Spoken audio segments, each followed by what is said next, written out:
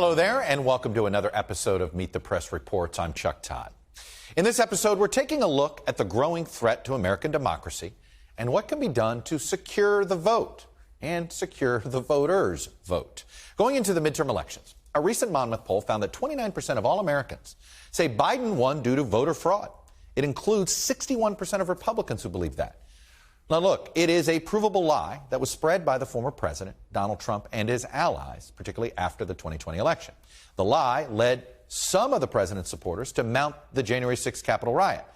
At the time, they were hoping to prevent the certification of Electoral College votes. And despite the dismissal of just about every single one of Mr. Trump's election challenges in courts all around the country, many Republican legislators and local governments in multiple states moved to enact more restrictive voting laws since 2020, and they now also allow more permissive poll watching.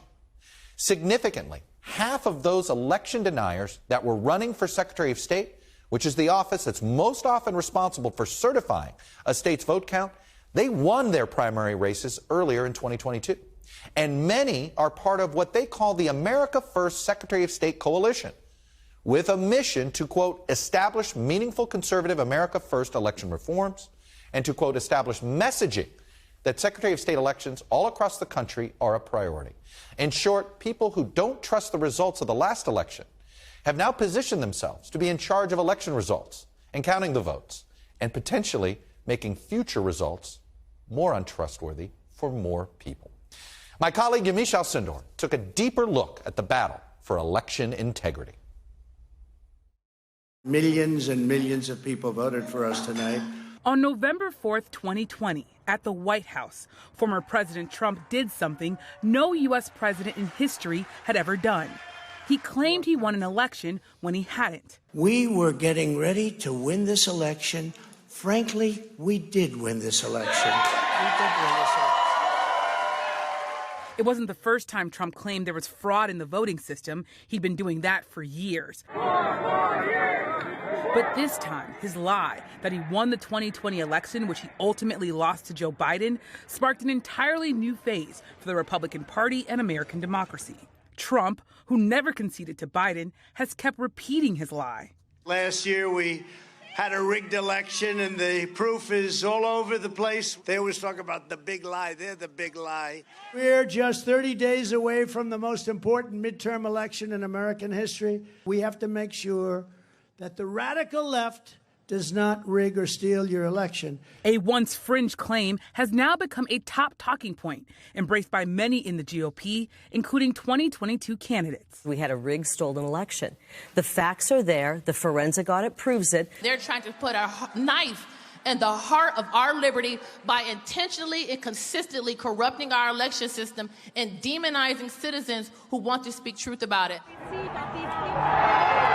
And that web of disinformation has led to violence and a new strategy by Trump allies to take aim at the election systems from within ahead of the midterms. We're taking action. And that action is we're taking over school boards, we're taking over the Republican Party through the precinct committee strategy, we're taking over all the elections. Suck on this. We have about 30,000 poll watchers already trained. These are going to be the people that we have committed that are going to actually be counting the ballots. That precinct strategy is part of the larger GOP approach to elections post-2020. In a report released by the Republican National Committee, which is headquartered here behind me, the group says it is setting out to recruit, train, and organize volunteers to document and report issues they observe. And outside groups, including those who cast doubt on the 2020 election, are organizing their own poll watchers. Cleta Mitchell, a lawyer for former President Trump who fought to overturn the 2020 election, is heading up an effort dubbed the, quote, Election Integrity Network. There's much to do to save our election system from those on the left who've spent nearly a decade and invested billions of dollars to manipulate the election system for their partisan advantage. Election officials in several cities told us questions about voting and false claims have led to a new surge of Republicans applying to work the midterm elections. In Arizona, Turning Point Action, a pro-Trump youth organization that has been accused of spreading disinformation about the election, Carrie Lake and Blake Masters, has been going door to door to find people to work the polls. Austin Smith is an organizer with the group. Fueled by suspicion after 2020, Smith is telling potential GOP workers to look out for fraud. Do you think that President Biden is a legitimately elected president, or do you think that he's not? Well, I mean, he's president now, so, I mean, I can't say he's not legitimate, but I don't think he got there in a fair process way. Just the ballot harvesting in general here that happened in Arizona. A lot of people will say that it didn't happen, but there's irrefutable evidence that ballot harvesting did happen at drop boxes here in Maricopa County. Going into the 2022 midterm elections, what are you saying to them that's different? Part of it is just keep your eyes open, keep your head on a swivel. Smith insists that questioning the election is patriotic. The most American thing you can do is to question things, to question authority. You're allowed to do that in a free country, and the people who don't like that, I don't think that they're coming from a good place. So do you think that the people who broke into the Capitol on January 6th saying that they were trying to stop the steal, that they were wrong? Oh, of course they were wrong. I mean, that's a public building. It's like, but look, they're being persecuted now. They're being persecuted as political prisoners. So I think that's wrong. What they did was wrong. Not all of them have seen their day in court. Well, you're saying that you want to preserve America for another generation, and there are some who are saying what you're doing is hurting America and might not preserve the democracy for another generation. And that's their opinion, but that's it. So. And you think they're wrong? I mean, we all have opinions, right? So I think they're wrong, and they think I'm wrong. So that's America. I was very concerned the last election. We spoke to a number of other Republican Arizona voters who sounded off on why they want to get involved as election workers. Sure that the election's done fairly and there's no cheating going on. Well, I'm going to be watching drop boxes too, because those drop boxes are out for a month before the election day. So I'm going to go camp out and with my ice chest and my camera and my sidearm. Because it's just not America. I just want to make sure that it's a clean election and that there's no unusual things going on. There were too many anomalies to say that it was fair and free. Arizona election officials tell us they welcome bipartisan participation in the voting process, but they're worried about nefarious actors infiltrating their systems or workers challenging votes because of political disagreement. So now we are going back to our warehouse. Scott Jarrett showed us the multiple security measures at this election facility where votes in Maricopa County will be counted. This is a secure room where the ballots will ultimately get counted. We have checks and balances throughout, bipartisan representation, oversight from the political parties. And all of that information is available for those individuals that might be skeptical to come and find out more. When I think about the 2022 midterms, I'm kept up at night by the continued spread of misinformation and disinformation. Bill Gates says he is deeply troubled by his party's embrace of election deniers and lies. I'm frustrated by, and what is tearing at the foundations of our democracy, are people who know better, who are raising questions in bad faith. It needs to stop. Our democracy is on the line. Gates himself has been targeted by Trump supporters who say the election in Arizona was rigged. Unfortunately, for the last couple of years, my family and I have been subject to various threats, and I know we're not alone in that. Elections officials from across the country have. And he isn't the only Republican in a key state who told us about the toll these lies are taking. What would you say to former President Trump if he was sitting here right now? What would you say to him? So I can't answer this question. I'm sorry. Thousands of miles away in Philadelphia, Al Schmidt can still remember the moment former President Trump called Schmidt a, quote, so-called Republican who was being used big time by the fake news media. It was November 11th, 2020, and Schmidt, then the sole Republican on the Philadelphia County Board of Elections, was busy tallying ballots. After the former president tweeted at me by name, as silly as that sounds, that's when threats that had begun before that became much more specific and much more graphic and really began targeting my family.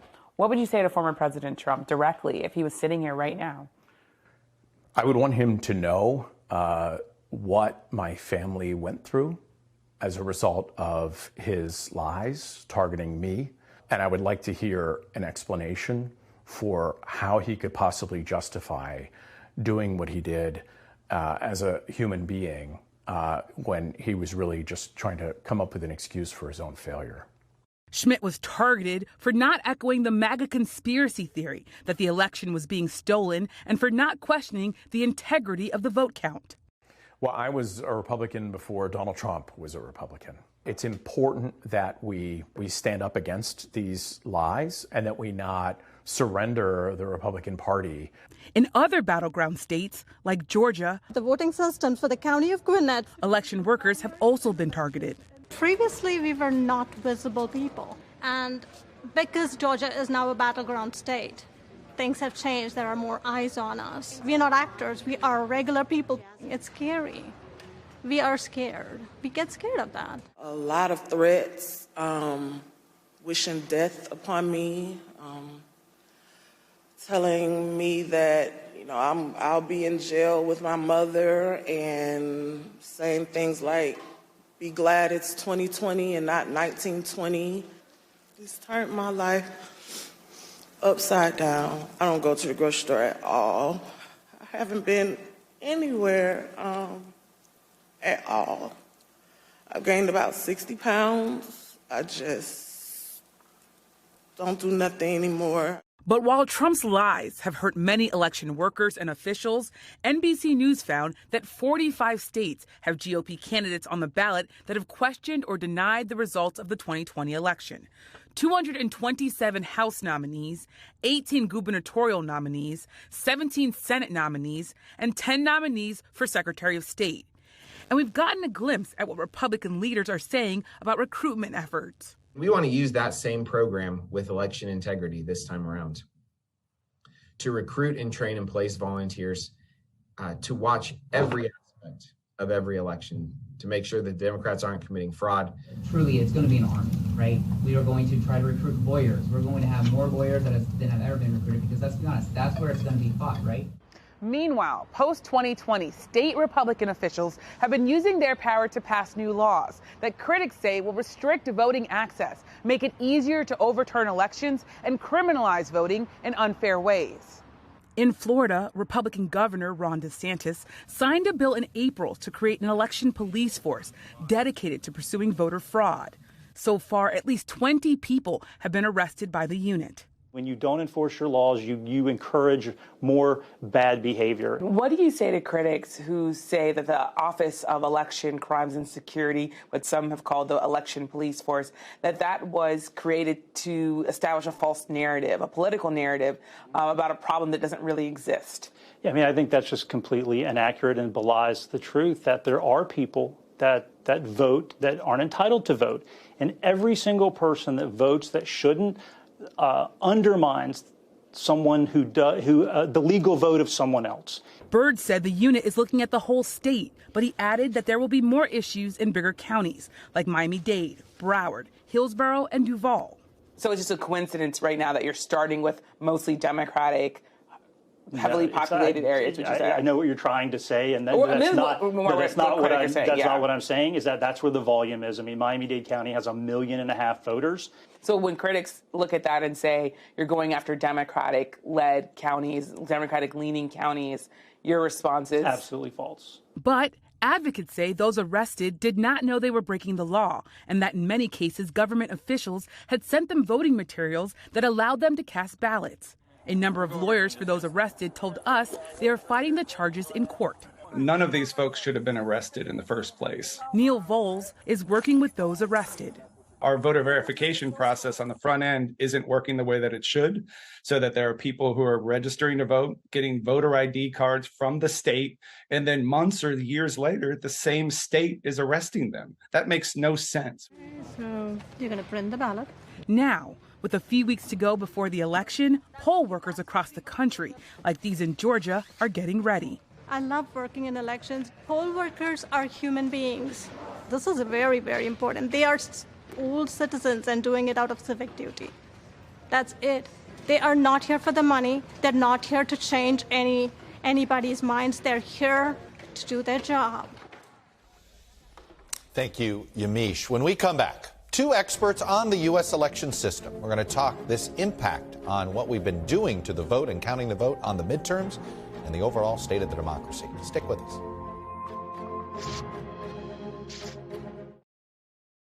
Hold on, listen. I know you caught off guard. I understand, right? So you have a warrant. It's for voter fraud, okay? Hear me out. It's an ROR. You know what an ROR is? Oh, my God. You go in, you get booked, and then they're going to release you from booking. can go right out. You're going to be right back out. I'm like, voter fraud. I voted, but I ain't commit no fraud. So that was more of body cam arrest video out of Florida of a one-time felon being arrested for casting a vote the state told her she could cast.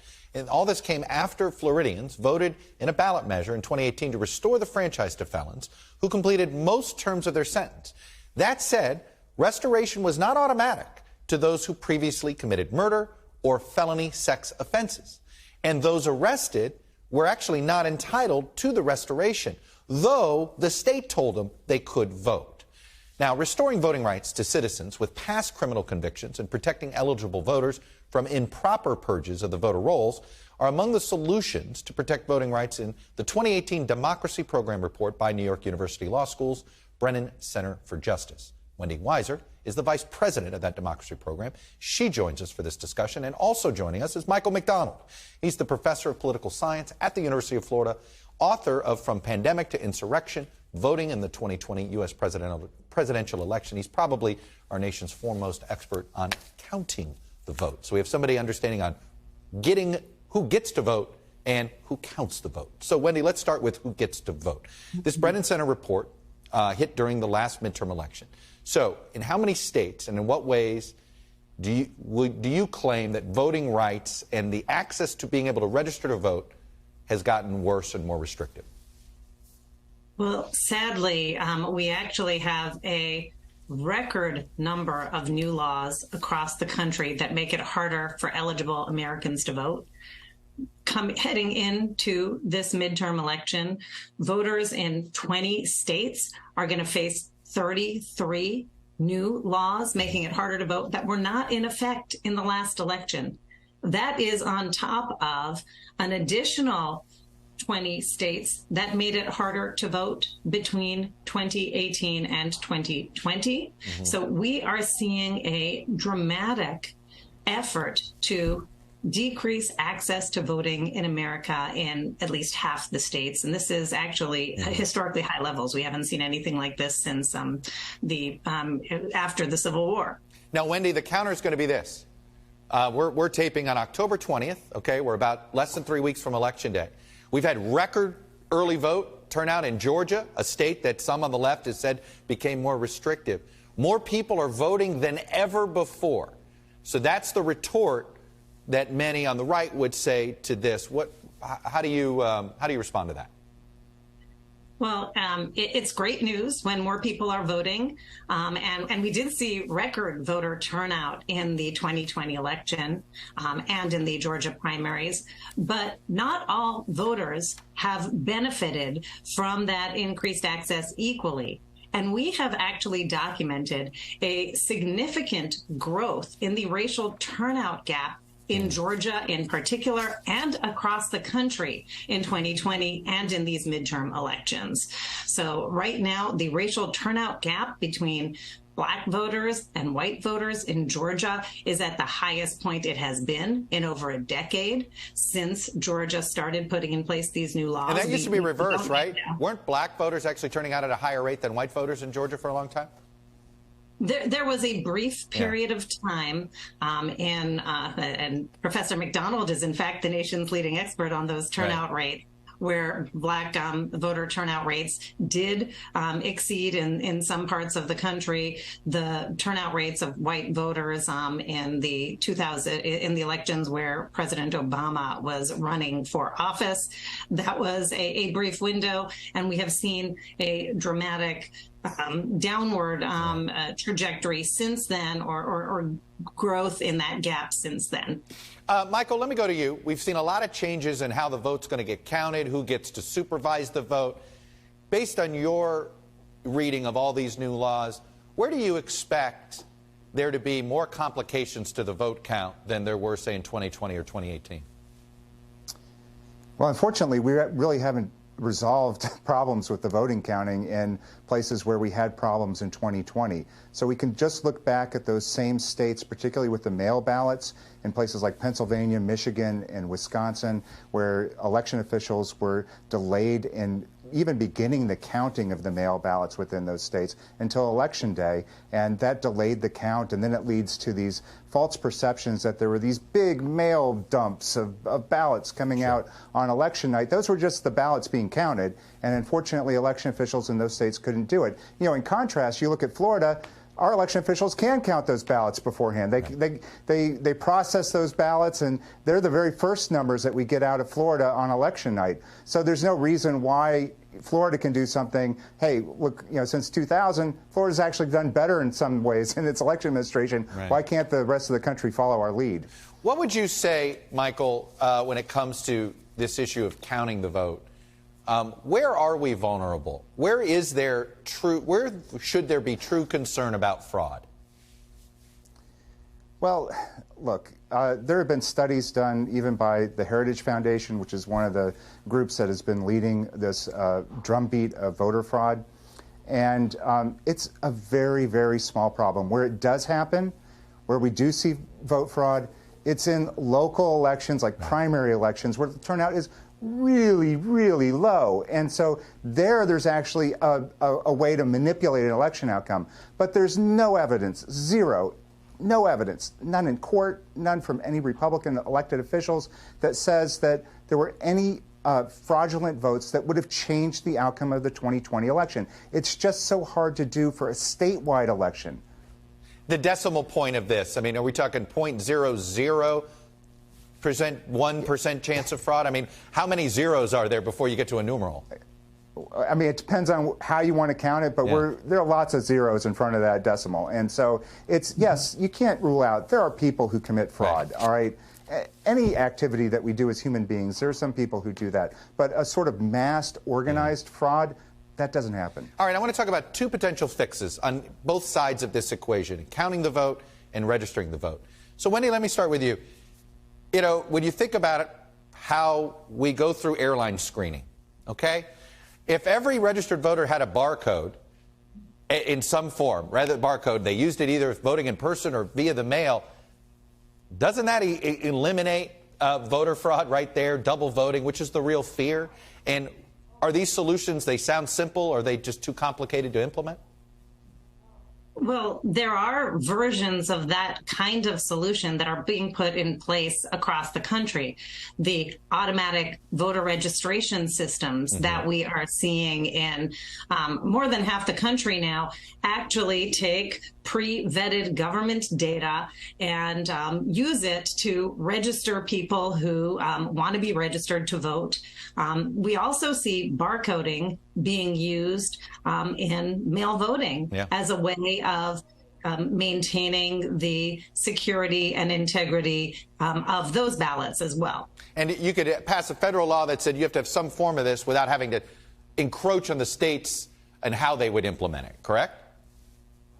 Yeah, I mean, I do think what we are seeing with the attack on voting rights at the state level and the growth of other efforts, like whether it's politically motivated police efforts, as we've just seen, or whether we're seeing now insider threats and attempts to tamper with election equipment or manipulate results, we do need more federal legal safeguards to both deter this kind of misconduct, but also to address it. And they can do that very consistent with leaving states their traditional role in actually administering elections. And Michael, you have suggested to me in a previous podcast that we did, you know, have an agreed upon time that you present results and you don't report official results until X date. Maybe it's 24 hours after Election Day, 48 hours after Election Day. You know, there's the transparency advocate in me says, ooh, I don't know. But you feel like this could eliminate some of the sort of the roller coaster people had between red and blue waves, if you will. Yeah, I mean, you would think transparency is a good thing, that people being exposed to the process would make them more informed. But we've seen, though, particularly in the 2020 election, that innocent actions that people were taking are taken out of context. And suddenly someone throwing away a sample ballot that was included with a ballot return envelope becomes someone destroying a ballot, and that person has to go into hiding because there are death threats against them. So sometimes transparency isn't all it's cracked up to be. And if we had a period of time where election officials, instead of trying to rush to get those election results out as soon as they can, take a little couple minutes, do some error checking, look for outliers. You know, you can detect these things pretty easily, and then recheck where you're seeing outliers and say, okay, that Antrim County, Michigan, where there was a tabulation error that was programmed in the tabulating equipment, that could have been detected. We all saw it on election night. We knew it was an error, and we discounted it. And fortunately, we had a paper trail there, and we could see in the actual paper ballots that, yeah, that was an error, and Antrim knew what went wrong there, and so it got fixed pretty quickly. But there was a period of time of a few hours where there's an error out there, and that launched a million conspiracy theories about Dominion voting systems that are just false. Michael McDonald, Wendy Weiser, like I said, two terrific experts on this issue of figuring out who gets to vote and figuring out how we count the vote. Thank you both. And that is all for this episode of Meet the Press Reports. Thanks for being here. On our next episode, we're going to look at the 5-year anniversary of the Me Too movement, in particular, the impact on Gen Z. We're going to explore that cultural significance of this movement and its future, and why the women of the Gen Z generation feel so unsafe still, and why the young men of this Gen Z generation are particularly susceptible to the dark and misogynistic corners of the internet. I'll see you next time on Meet the Press Reports, and this Sunday on Meet the Press.